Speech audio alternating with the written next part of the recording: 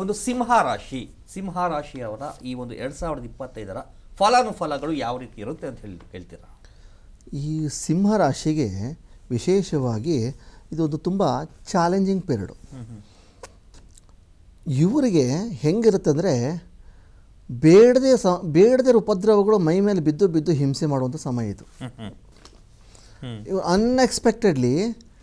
ಎಕ್ಸ್ಪೆಕ್ಟೆಡ್ಲಿ ಹೆಂಗಂದರೆ ಹೋಗಿ ಗುಂಡಿಗೆ ಬೀಳ್ತಾನೇ ಇರ್ತಾರೆ. ಈಗ ಬೀಳುವಂಥ ಎಫೆಕ್ಟ್ ಹೆಂಗಿರುತ್ತೆ, ಮುಂಬರುವ 7 ವರ್ಷಗಳವರೆಗೂ ಎಫೆಕ್ಟ್ ಬೀಳುತ್ತೀರಿ. ಇದು ಸೈಡ್ ಎಫೆಕ್ಟ್. ಇವ್ರು ಕೆಲವೊಂದು ಒಂದು ಡಿಸಿಷನ್ ಹೇಗಿರುತ್ತೆ, ಮುಂಬರುವ 7 ವರ್ಷಗಳು ಇದರ ಎಫೆಕ್ಟ್ ಅವ್ರ ಮೇಲೆ ಬೀಳ್ತಾ ಹೋಗುತ್ತೆ. ಸೊ ಅದರಲ್ಲಿ ಇವ್ರಿಗೆ ನಾವು ಒಂದು ಹೆಲ್ತ್ ಇಶ್ಯೂ ಅಂತ ನೋಡಿದಾಗ, ಹೆಲ್ತ್ ಬಗ್ಗೆ ನೋಡಿದಾಗ ಇವ್ರಿಗೆ ಏನಾಗುತ್ತೆ, ಬರಲಿರೋ ದಿನಗಳಲ್ಲಿ ಹೆಲ್ತಲ್ಲಿ ಅನ್ಸ್ಟೆಬಿಲಿಟಿ ಕಾಣಿಸುವಂಥದ್ದು, ಹೊಸದೊಂದು ರೋಗಗಳು ಬರುವಂಥದ್ದು, ಮತ್ತು ಇವಾಗ ಇರುವಂಥ ರೋಗಗಳು ಉಲ್ಬಣಗೊಂಡು ಒಂದು ಉದ್ರೇಕ ಅವಸ್ಥೆಯಲ್ಲಿ ಬರುವಂಥದ್ದು, ಆಸ್ಪತ್ರೆಗೆ ಎಡ್ತಾಗ್ತಾ ಇರುವಂಥದ್ದು. ಇದರ ಹೆಲ್ತ್ ರಿಲೇಟೆಡ್ ಇಶ್ಯೂಸು ಈ ಟೈಮಲ್ಲಿ ಒಂದು ಪೀಕ್ ಮಟ್ಟಕ್ಕೆ ಹೋಗುತ್ತೆ. ಯಾರೆಲ್ಲ ಹೆಲ್ತ್ ಇಶ್ಯೂಸ್ ಇಲ್ಲವೋ ಅವ್ರಿಗೆ ಏನು ಮಾಡುತ್ತೆ, ಈ ನಕಾರಾತ್ಮಕ ಗ್ರಹ ಹೇಗೆ ನಮ್ಮ ಶರೀರದಲ್ಲಿ ಪೀಡೆ ಬರುತ್ತೆ ಅಂತಂದರೆ, ಆ ಗ್ರಹ ನಮ್ಮ ಮೈಂಡನ್ನು ತಿರುಚಿ ನಮ್ಮ ಮೈಂಡಿಗೆ ವಿರುದ್ಧವಾದಂಥ ಆಹಾರ ನಮ್ಮ ಸೇವಿಸುವಂಗೆ ಮಾಡಿ ನಮಗೆ ರೋಗ ತಂದಿಟ್ಟು ಆ ರೋಗದಿಂದ ಆಸ್ಪತ್ರೆಗೆ ಹೋಗುವಾಗ ಮಾಡಿ, ಆಸ್ಪತ್ರೆಯಲ್ಲಿ ಅಲ್ದಾಡುವ ಹಾಗೆ ಮಾಡಿ, ಧನವ್ಯಯ ಮಾಡಿ, ಉಳಿದ್ರೆ ಹಣೆ ಬರ, ಇಲ್ಲ ಅಂದರೆ ಸ್ವಾಹ. ಈಗಿನ ಹಿಂದೆಲ್ಲ ಆಸ್ಪತ್ರೆಗೆ ಹೋದರೆ ಏನೋ ಉಳಿದು ಬರ್ತಿದ್ದು ಗ್ಯಾರಂಟಿ ಇತ್ತು. ಇವಾಗ ಆಸ್ಪತ್ರೆಗೆ ಹೋದರೆ ನಾನೇ ಹೇಳೋಕ್ಕಾಗಲ್ಲ, ಆ ಥರವಾದಂಥ ಪರಿಸ್ಥಿತಿ. ಇದೆಲ್ಲ ಕಾರಣ ಆ ಗ್ರಹಗಳು ಮೈಂಡಿಗೆ ಬಂದು ಮಾಡಿಸುವಂಥದ್ದು. ಸೊ ಇದು ತುಂಬಾ ಈ ವರ್ಷದಲ್ಲಿ ಇವರಿಗೆ ಹೆಲ್ತ್ ಮೇಲೆ ಎಫೆಕ್ಟು ಕಾಣಿಸ್ತಿರುತ್ತೆ. ಇದು ಬಂದ್ಬಿಟ್ಟು ಧನ ಸಂಪತ್ತು. ಇವರಿಗೆ ಧನ ಸಂಪತ್ತು ನಾನು ಏನು ಹೇಳಬೇಕಂದ್ರೆ, ಎಷ್ಟೋ ದುಡಿತಾರೆ ಈ ವರ್ಷದಲ್ಲಿ. ಇವರು ಎಷ್ಟೋ ದುಡಿತಾರೆ, ಒಂದು 5 ಪೈಸಾ ಸೇವಿಂಗ್ ಮಾಡೋಕ್ಕಾಗಲ್ಲ.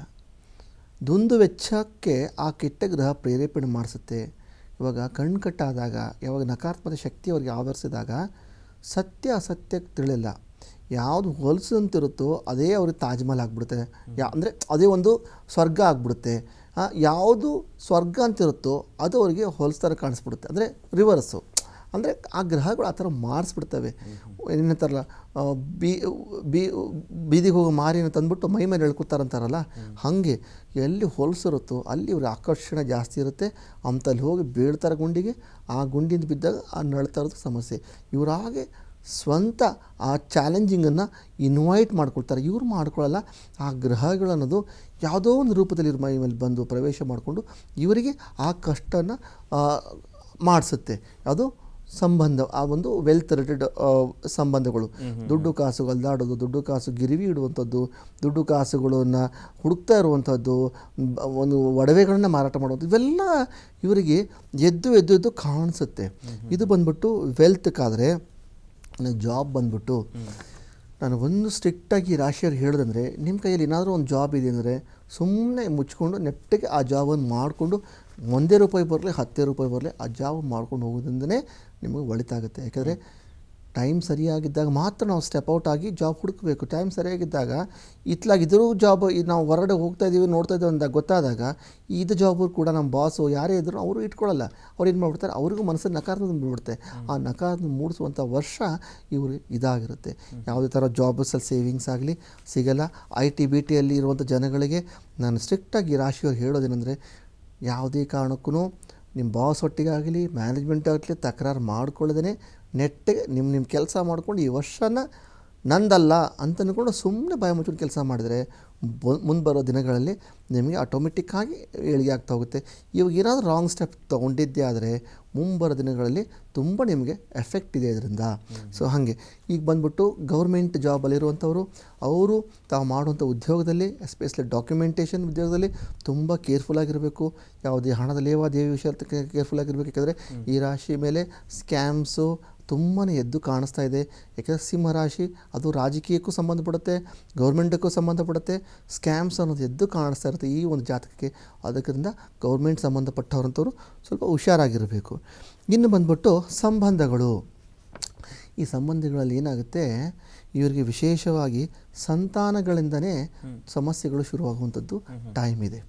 ಇವಾಗ ಯಾವುದಾದ್ರೂ ಡೈವರ್ಸ್ ಕೇಸ್ ಇತ್ತು, ಯಾವುದಾದ್ರೂ ಜಗಳ ಆಗಿತ್ತು, ಮ್ಯಾರಿಟಲ್ ಲೈಫ್ ಸ್ಪಿಟ್ ಆಗಿತ್ತು ಅಂದರೆ ಈ ಬರಲಿರೋ ದಿನಗಳು ಏನಾಗ್ತದೆ ಅದು ಒಂಥರ ತಾರಕಕ್ಕೆ ಉಲ್ಬಣಕ್ಕೆ ಹೋಗೋ ಸಾಧ್ಯತೆ ಇದೆ.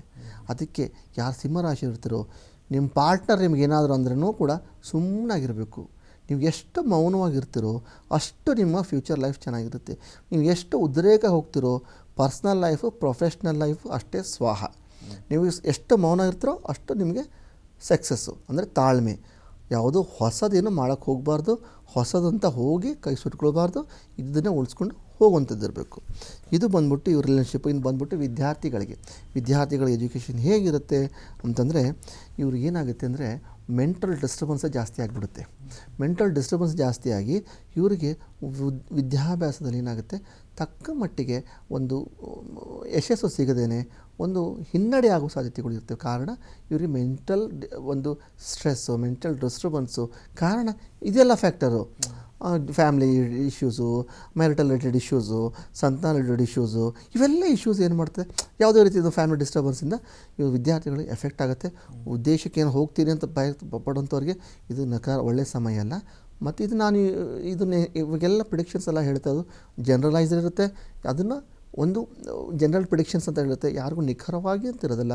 ಇನ್ನೂ ಕೂಡ ಅವ್ರು ನೋಡಬೇಕು ಅಂತಂದರೆ ಅವ್ರ ರಾಶಿಗಳ ಅವರ ಜನ್ಮಜಾತಕದಲ್ಲಿ ದಶಾಭುಕ್ತಿ ಅಂತರ್ದಶ ಹೇಗಿದೆ ಅವೆಲ್ಲ ಕೂಡ ಟ್ಯಾಲಿ ಮಾಡಬೇಕು. ಗ್ರಹಚಾರ ಮತ್ತು ಗೋಚಾರ ಎರಡೂ ಕೂಡ ವ್ಯಾಲಿಡ್ ಆಗಬೇಕು. ಅವರ ಗ್ರಹಯುತಿ ಇವಾಗಿರುವಂಥ ಗ್ರಹಗಳು ಇವಾಗ ಏನು ಗುರುದೇವರಿದ್ದಾರೋ ಶನಿದೇವರಿದ್ದಾರೋ ಅವರ ಒಂದು ಚಾರ್ಟಲ್ಲಿ ಯಾವ ದಶೆಯಲ್ಲಿದ್ದಾರೆ ಆ ದಶೆ ಈ ದಶೆ ಎರಡೂ ಕಾಂಬಿನೇಷನ್ನು, ಈ ಗ್ರಹ ಸ್ಥಾನ ಆ ಗ್ರಹ ಸ್ಥಾನ ಕಾಂಬಿನೇಷನ್ನು ಎಲ್ಲ ನೋಡಿ ಡಪ್ತ ಕ್ಯಾಲ್ಕುಲೇಷನ್ ಮಾಡಿ ಈ ಟೈಮಲ್ಲಿ ಈ ಪೀರಿಯಡಲ್ಲಿ ಇದಾಗತ್ತೆ ಅಂತ ನಾವು ನಿಖರವಾಗಿ ಹೇಳುವಂಥದ್ದು. ಇಲ್ಲಿ ನಾನು ಕೊಡ್ತಾ ಇರೋದು ಕೇವಲ ಒಂದು ಜನರಲೈಸ್ ಪ್ರಿಡಿಕ್ಷನ್ ಮಾತ್ರ.